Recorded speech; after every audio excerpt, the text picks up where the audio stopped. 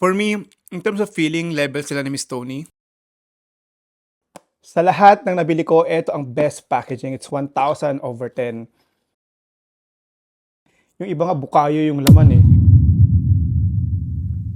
Hi guys! So you know what it means kasi may nakikita na naman kayong ganito sa table ko. Okay, discuss ko lang. So I'm trying out all these Dubai Chewy cookies available online para matulungan rin kayo. Malay nyo, same tayo ng preferences or what. Para hindi na kayo bili ng bili or tama yung mabibilhan nyo. Kasi nakikita ko rin po na maraming nai-scam. Yung iba nga bukayo yung laman eh. So anyway, this is from Heavenly Desserts from Chef Jeng.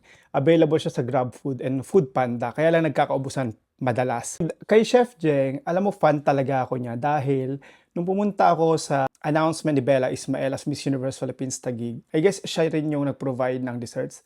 Super sarap ng desserts niya and the best chef in terms of desserts talaga.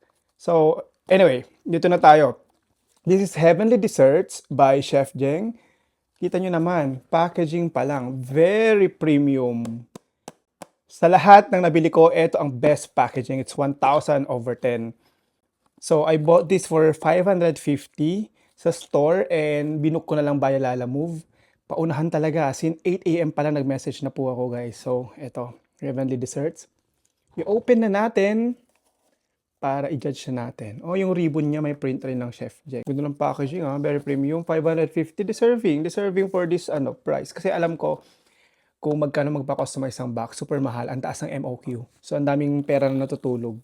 Charan! O, nag-tumbling na siya. So, may apat po na, may apat na ganito, nasa loob. It's 550. May chocolate, malamang. And yung texture niya, very soft. Halos sinlaki sila ng kay Miss Tony Morales. So, yun kasi yung basis natin kasi so far yun yung pinakamalaki na natikman ko. So, crunch test natin and taste test natin.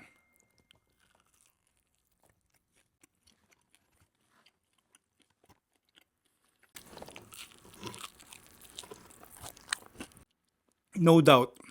Masarap talaga siya. Very pistachio. For me, in terms of feeling, level sila ni Miss Tony. Yung marshmallow lang niya, medyo mas makapal if you notice. Pero grabe, may pistachio bits talaga siya.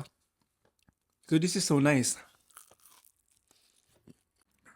Alam mo yung iba, hype lang. Yung iba talaga, sumasabay lang kasi madaling gawin. I mean, madali ang procedure. Mahirap lang yung hours ng paggawa. At saka matrabaho. Yung iba nagbebenta na hindi naman masarap. Ito masarap. 550.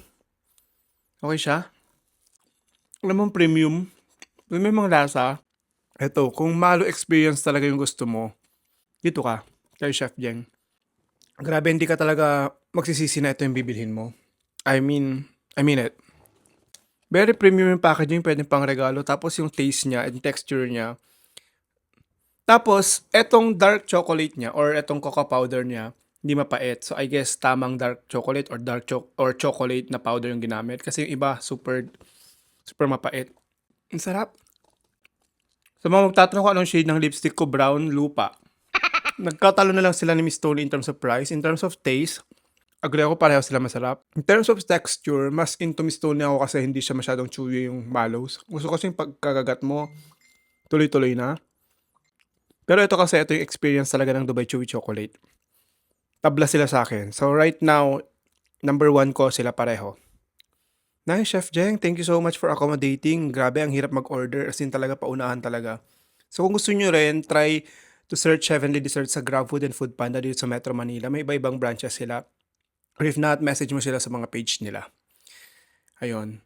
Bumili po ako ha. Hindi po ito special accommodation. Bye-bye.